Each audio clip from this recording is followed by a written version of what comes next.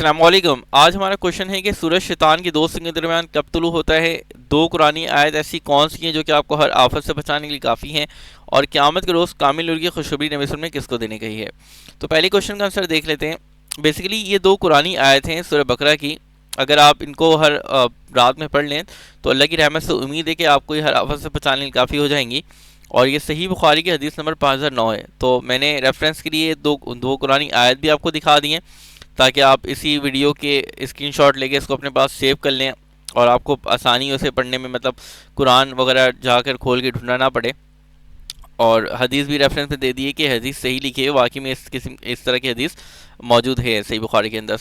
ویسے میں یہ کہوں گا کہ آپ اس کے علاوہ سورہ واقعہ اور سورہ ملک بھی پڑھ لیا کریں، کیونکہ ایک صحابی کسی دوسرے صحابی کی عادت کے لیے گئے تھے، مجھے یاد آ رہا ہے ابو ہریرہ تھے میں بھی، لیکن مجھے ایگزیکٹ یاد نہیں کہ وہ بیمار تھے یا عادت کے لیے گئے تھے، لیکن خیر ایک صحابی کسی اور کی دوسرے صحابی کی عادت کے لیے گئے تھے، تو اس میں ان کی بیٹیاں بھی تھیں، تو وہ ان کے وظیفہ کچھ اماؤنٹ کو دینا چاہ رہے تھے کہ آپ کے بعد ان کا کیا ان کے لیے کام آ جائے گا۔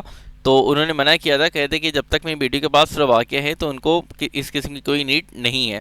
ٹھیک، میں آپ کو مفہوم بتا رہا ہوں یہ۔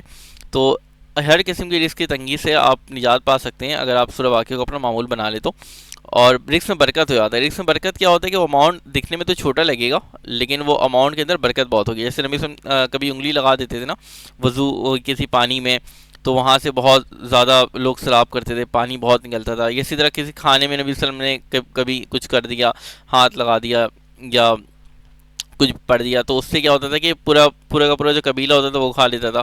تو برکت اس چیز کو کہتے ہیں کہ چیز تھوڑی ہوگی لیکن اس میں ایزلی آپ کو ختم نہیں ہوگا، اور مطلب اس سے کافی لوگ استفادہ حاصل کر سکتے ہیں۔ اور بے برکتی کب ہوتی ہے کہ چیز زیادہ ہو لیکن وہ پتہ ہی نہیں چلے کہاں چلے گیا، جیسے آج کل ہوتا ہے آج کے دور میں کہ پتہ ہی نہیں چلتا اتنے پیسے کہاں جا رہے ہیں، اتنی چیزیں کہاں جا رہی ہیں۔ تو اس لیے سورہ واقعہ صاحب کی رزق میں برکت ہو جائے گی۔ اور دوسرا سورہ ملک بھی پڑھ لیا کرے۔ سورہ ملک سے ہوتا ہے کہ عشاء کے بعد کے وقت آتا ہے سورہ ملک کا، کہ مغرب سے عشاء تک، یعنی مغرب سے عشاء کے درمیان آپ سورہ واقعہ پڑھ لیں اور عشاء کے بعد آپ سورہ ملک پڑھ لیں۔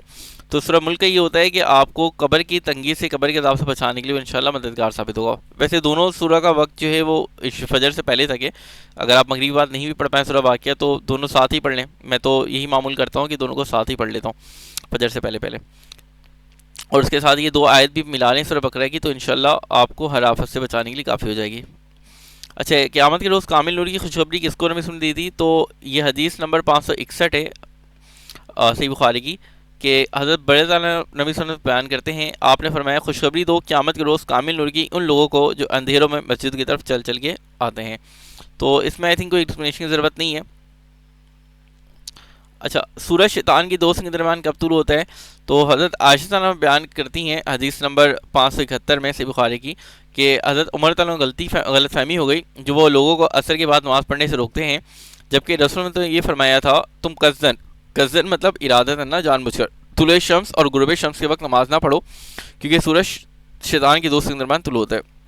بیسیکلی جو طلوع شمس کا وقت ہوتا ہے نا اس وقت تو ہمیں ہر نماز پڑھنے سے منع کیا گیا ہے، مطلب فجر کی نماز جب ہو جاتی ہے جماعت کے ساتھ، عام دنوں کی بات کروں، رمضان میں تو فجر کی نماز بہت پہلے ہو جاتی ہے، مطلب سحری ہوتے ساتھ فوراً فجر پڑھ لیتے ہیں۔ عام دنوں میں عموماً فجر کی نماز لیٹ ہوتی ہے کافی، جماعت جو ہوتی ہے، تو وہ فجر کی جماعت کے کچھ منٹ بعد 20-25 منٹ بعد جو ہے وہ ایک وقت شروع ہوتا ہے، یا 10-15 منٹ بعد، کہ 10-15 منٹ کے لیے ریڈ لائٹ آن ہو جاتی ہے، تو وہ طلوع شمس کا وقت ہوتا ہے نا، تو اس وقت آپ کوئی بھی نماز نہیں پڑھ سکتے، ایون قضا نماز بھی نہیں پڑھ سکتے، وہ منع ہے اس وقت پڑھنا۔ اور غروب شمس کا یہ کہ غروب شمس سے پہلے اگر آپ کی عصر کی نماز اس دن کی رہ گئی ہے تو آپ تو وہ قضا کرنے سے بچاؤ گے، غروب شمس سے پہلے ادا کرو گے، لیکن وہ بھی مکروہ میں آتا ہے کہ غروب شمس سے پہلے اگر آپ وہ نماز پڑھ لے ہو 20 منٹ پہلے کے وقت میں اگر آپ پڑھ لے ہو تو وہ مکروہ کے اندر آتا ہے، لیکن پھر بھی نفل منع ہوتا ہے کہ آپ عصر سے مغرب تک نفل نہیں پڑھو، لیکن قضا نماز اس وقت بھی پڑھ سکتے ہیں، غروب شمس سے پہلے بھی ہم قضا نماز پڑھ سکتے ہیں، لیکن زیادہ ڈفرینس ہو تھوڑا غروب شمس سے، ایسا نہیں کہ سورج غروب ہو رہا اور ہم پڑھ لو، لیکن طلوع شمس کے وقت ہم قضا نماز بھی نہیں پڑھ سکتے ہیں۔ تو یہ وہ وقت ہے جس وقت سورج شیطان کی دو سنگ کے درمیان طلوع ہوتا ہے۔ آئی ہوپ کہ یہ لیکچر کلیئر ہو گیا ہو، اگر لیکچر اچھا لگا تو اس لائک کر دیں اور چینل کو سبسکرائب کر کے اینڈ اپنی فرینڈس فیملی کے ساتھ ضرور شیئر کر دیں، کیونکہ نالج انکریز ہوتی ہے شیئر کرنے سے۔ اللہ حافظ۔